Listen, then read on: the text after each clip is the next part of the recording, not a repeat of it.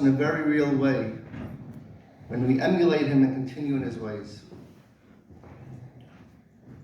When the pasuk describes Yaakov and Esav, the pasuk says, "Vayesav ishi le'etzayid ish Seuda Yaakov ishtam yoshev b'holim." Simply translated, Esav was a hunter, was a rameh, like Rashi says, and Yaakov sat in the Beis Medrash, sat in the Beis Shloshim be'eva, and he learned Torah. The Targum Yonasan ben Azil, when describing Esav, he writes that Esav was a gvar nach shirchon. He was a batman, not engaged in any productivity, whereas Yaakov was tava ulfan min kodem Hashem. He was a tava, he was a mevakesh, always desired more, to learn more and to grow, ever striving to become closer to the Eibusha. And as the Rav always explained in Ma'aseh Simul Lebanim, that which our Rabbis did became part of our DNA. And this midah of always wanting more, to gain a better understanding what it means to be a Yid, and bring us closer to the Eibusha, is in our blood. And we see this by Matan Torah as well, when Moshe Rabbeinu went to Klal Yisrael, and he told Klal Yisrael that Eibusha is going to give the Torah through me. Klal Yisrael said, we don't want to hear the Torah from you, Moshe Rabbeinu, we want to hear it straight from the Eibusha, directly from HaKadosh Baruch Hu. And Rashi brings the Chazal, in Yedoyim HaShemem Pi Shliach, L'Shemeim Pi HaMelech, Ritzoineinu, our desire, what we want most, is Lirois Es Malkeinu, we want to see the Eibusha, we want to be close to the Eibusha. Klal Yisrael wanted a direct connection with the Eibusha. And finally in Parshas Re'eh, the pasuk says, "L'shichnei sidr shul vasa shama," referring to Mishkan Shilai. The Sifri says, America to Sifri, the Sifri says, "Yochel tamtin acher yoim l'chanavi." You may think that you should wait till the Navi tells you exactly what to do, to give you the clear direction.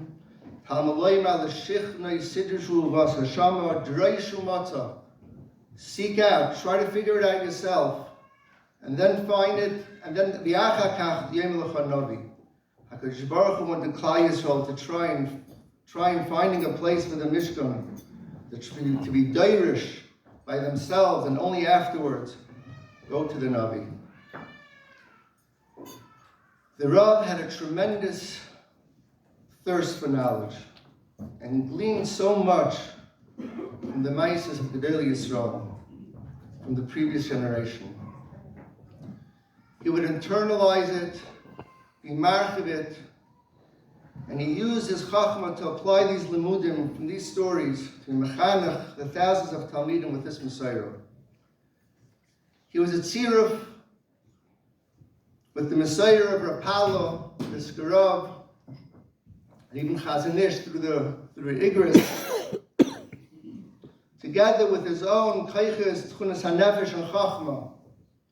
That's what shined, that's what was mashpia, and that's what made a reishim on all of us.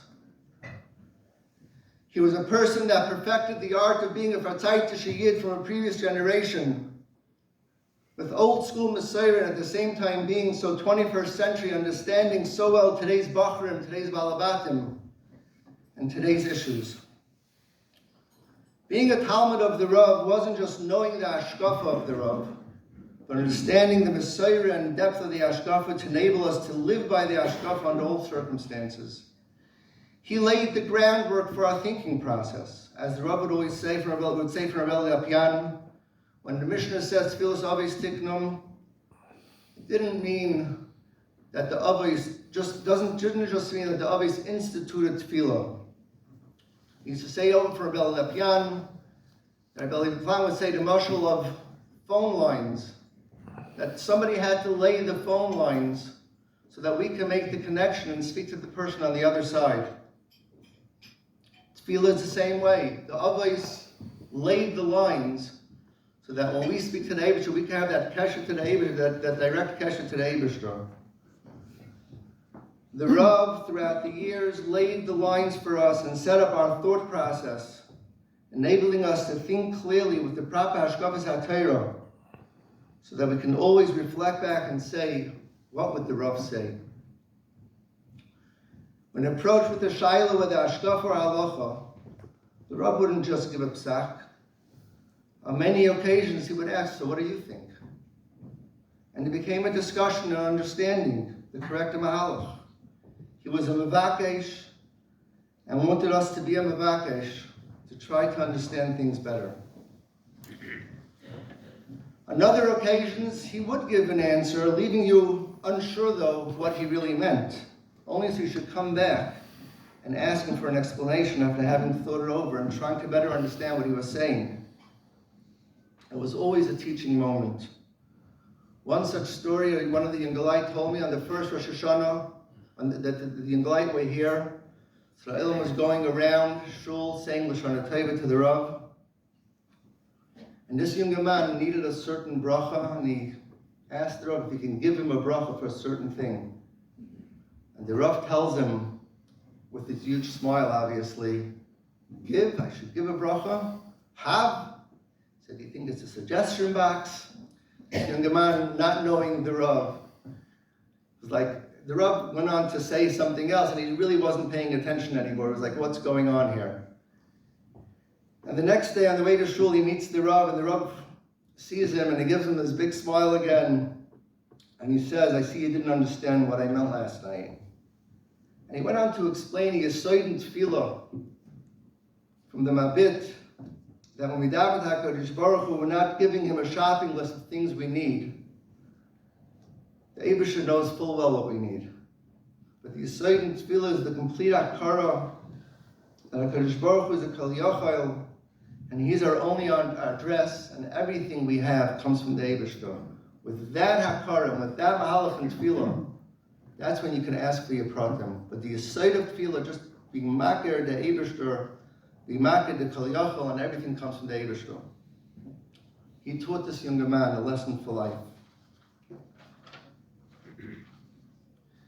And of course,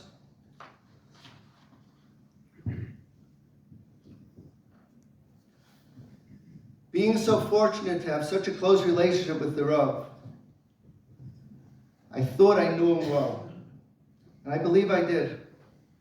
I recognized his relationship and hashpayis he had in his Talmidim of Alavatim. But I never realized his far-reaching influence. All the letters he's written, and all the time he spent on the phone and in person with total strangers, just to be mechazik another yid. I heard numerous stories that literally people said, your Rav saved my life. Always a dear to be mechazik another yid and to help whoever came his way. We all know how he used to love to describe the encounter Yaakov Avinu had with the Rayat Zayin when he approached them and said, Achai, ma'ayin atem, Brida, van zaintir. He loved saying it because he lived that life.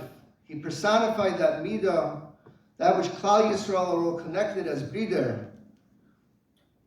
And not just today's Klal Yisrael, but the history of Klal Yisrael. He never looked at Jewish history as the past and we're in the present. Rather, it was one long hemshah. When he spoke about the Holocaust, he wanted us to feel it and internalize the suffering that Yidden went through. And of course, when there were tragedies that happened, be it here in Eretz Yisrael,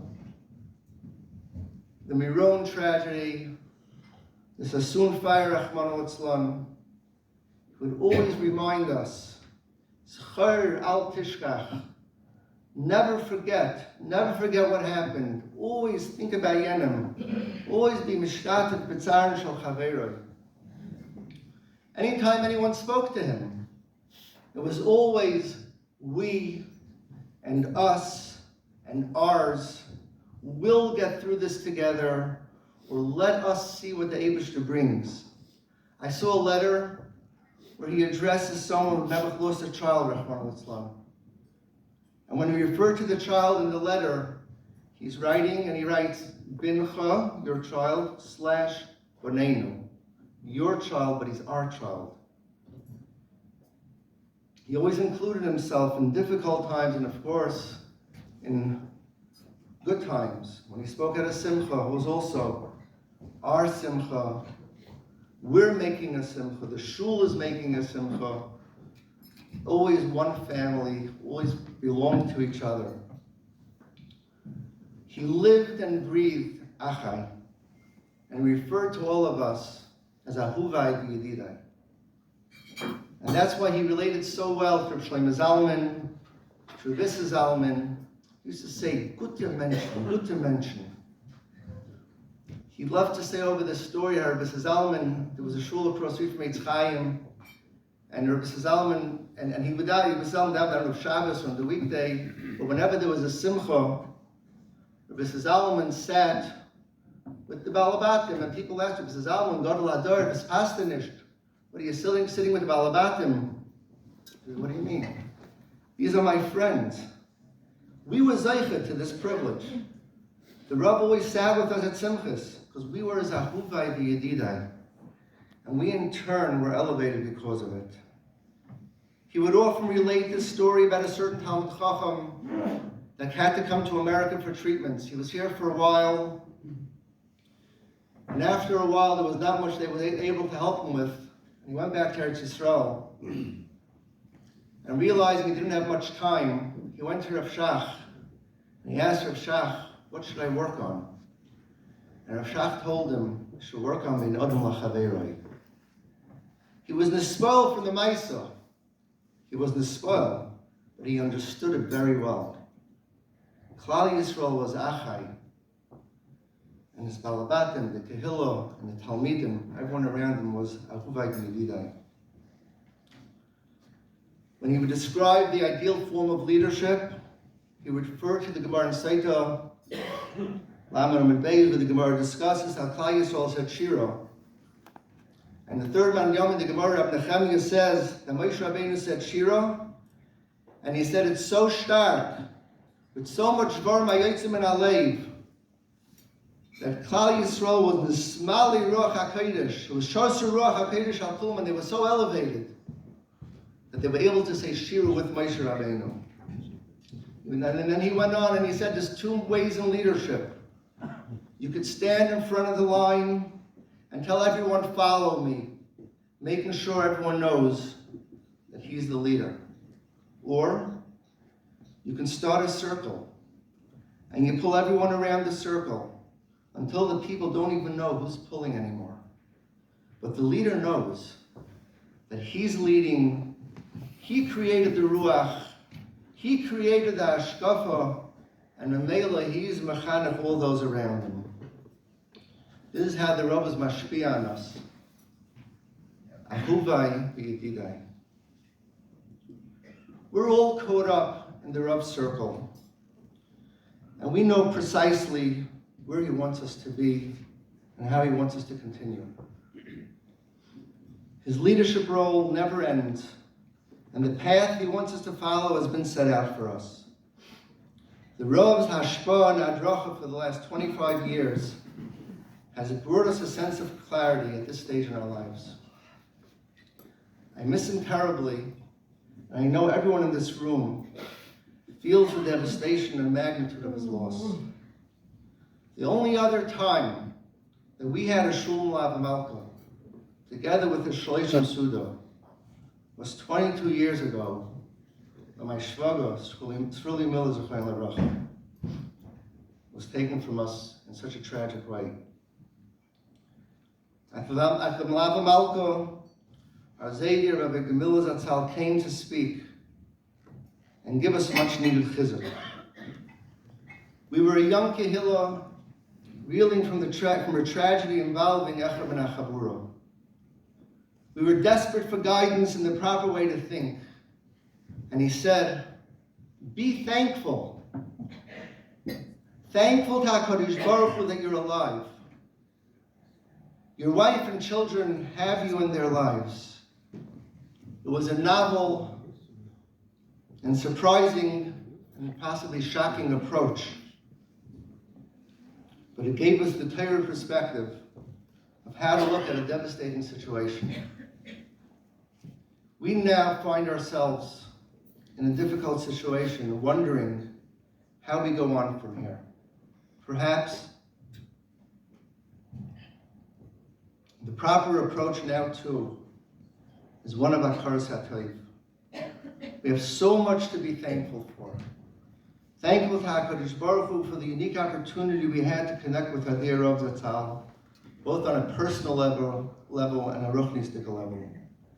Thankful to be a part of this beautiful Kehillah that the Rav, in his wisdom and understanding of human nature, was able to establish, where each one of us feels so fortunate to be part of something so much greater than ourselves. We are who we are today because we attached ourselves to the Rav. We, as Talmidim and family, are his continuity in this world. We can now give back to the Rav by following in his derech and continuing the dance in his never-ending circle. Yeh Zichrei Baruch.